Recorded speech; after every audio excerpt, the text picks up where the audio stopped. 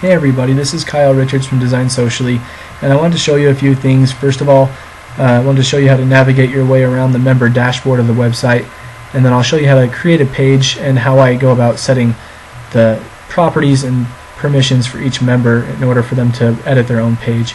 And it might be hard for you to keep up with pace as far as how fast I talk, because I want to get through this as much as I can, or as fast as I can, I should say. And so you can pause the video if you need to.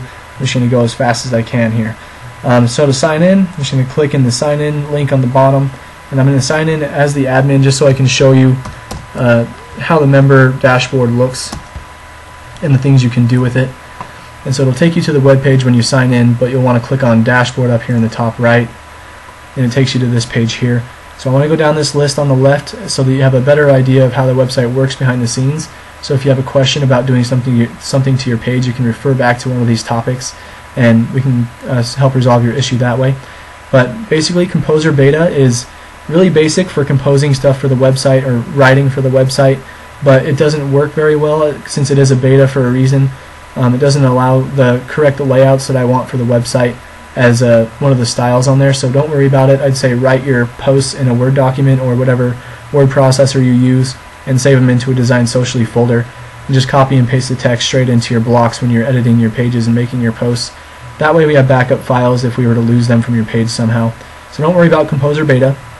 Sitemap is pretty straightforward. I'm sure some of you have an idea of what this is like, but these are all the pages on the website, and the home page is the top page. It's the parent page of all pages created on the website, because usually you navigate from the home page to go to another page, and the link you click on the home page to go to that page is called a sub page, and that's what all of these are.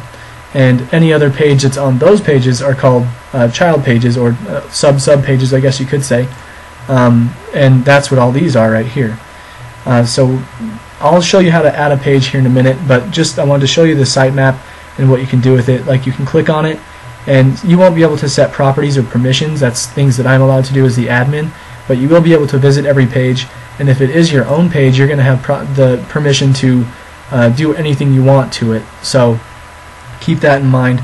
But yeah, so that's what that looks like. You know, you can click on it, say visit, it'll take you right to that page. Just when you log in, you can tinker around with things and get a feel for it. But that's what the site map is good for. I use it quite a bit to navigate my way around the site instead of manually typing in the links in the top. File Manager, this is where all your images and files will upload when you want to incorporate them into a post. And what you do, you just go to the File Manager, or even when you're including a block in your post, you can do it straight from your page.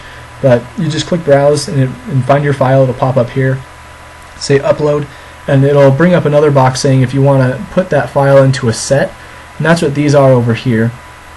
I'll have a set for each member so that they can put their files into their own folder, basically.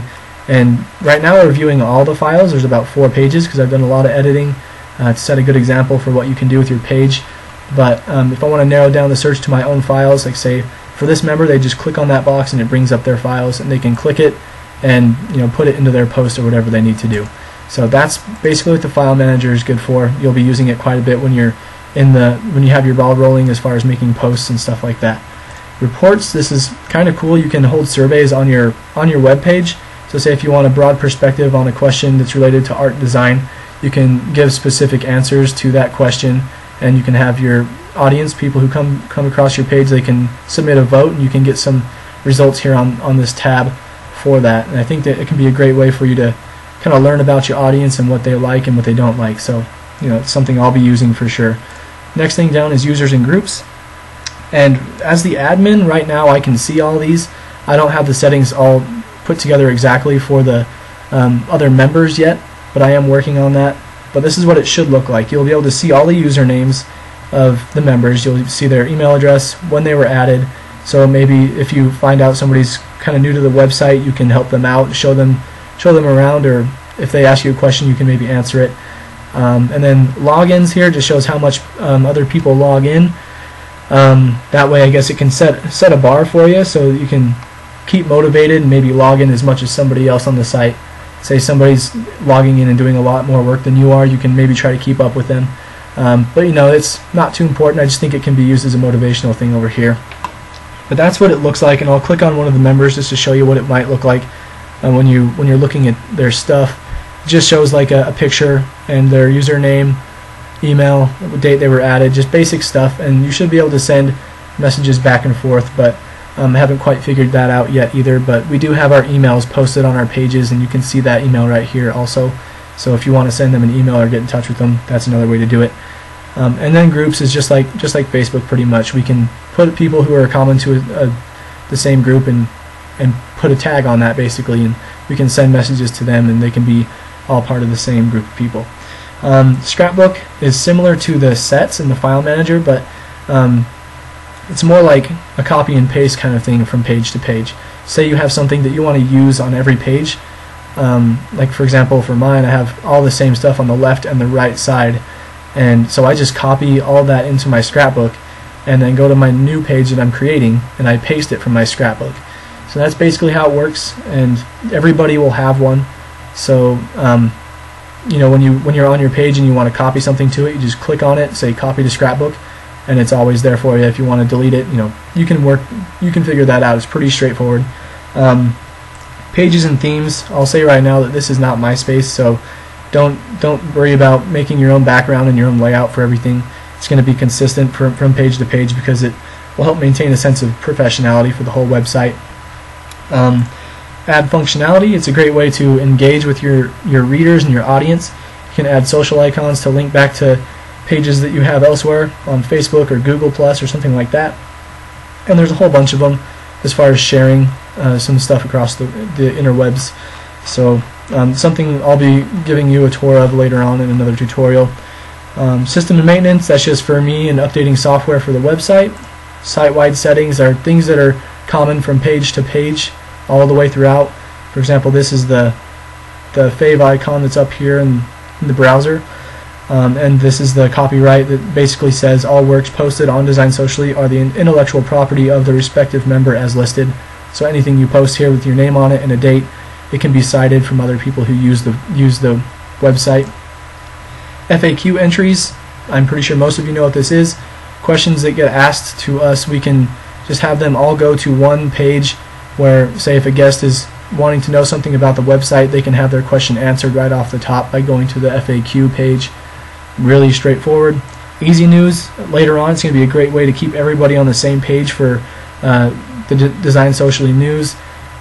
Say if there's a big design contest you want everybody to know about or you want help with, you can post something in the news entry and people can kind of flock to you as they please if they want to help you out with that. So lots of things you can do with the news entry. Theme options, it's kind of like the site-wide settings, don't worry about it. It's just stuff for changing how the website looks. So, and everything's working great as it is, so I haven't used this very much. But anyways, that's the dashboard. It's pretty straightforward. I just wanted to show you what that looks like.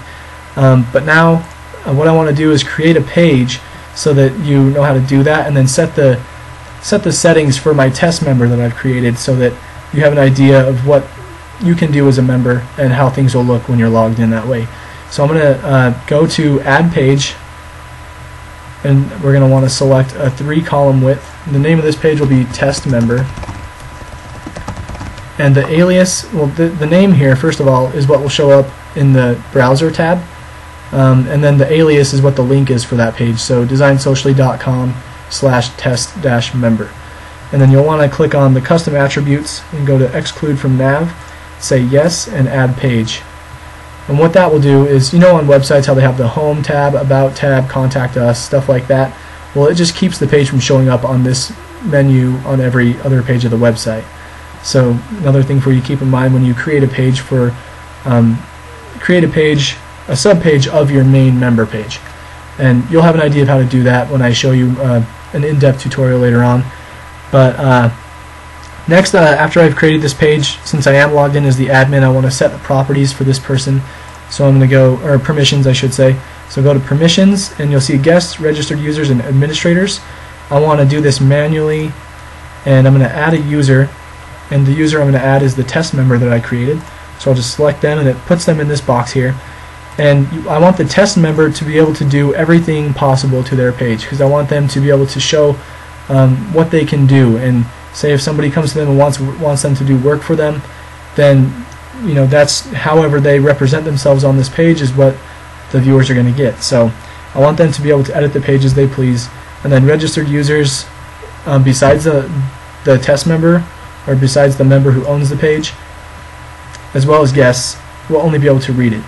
And you can see that from all these checkboxes here. So myself, the admin, can do whatever to the page, so I can override some layout flaws or anything like that, and test member can do anything as well to make it how they want it. And so I need to also change the sub-page permissions, and basically what this is just wanting me to do is say what kind of pages they can create, and I'm just going to say they can create whatever kind of page, 3-column, right sidebar, full width, no sidebars, things like that. So I'll save that, and that's how you save the permissions. And so, well, I've showed you how to create a page, I showed you how to navigate your way around the member dashboard, and so in the next tutorial I'm going to show you how to put your first post, or put a post onto your member page using this test member that I've created. So I hope this video isn't too long for you, and I hope I didn't talk too fast, but yeah, in the next tutorial I'll show you how to put stuff on your page.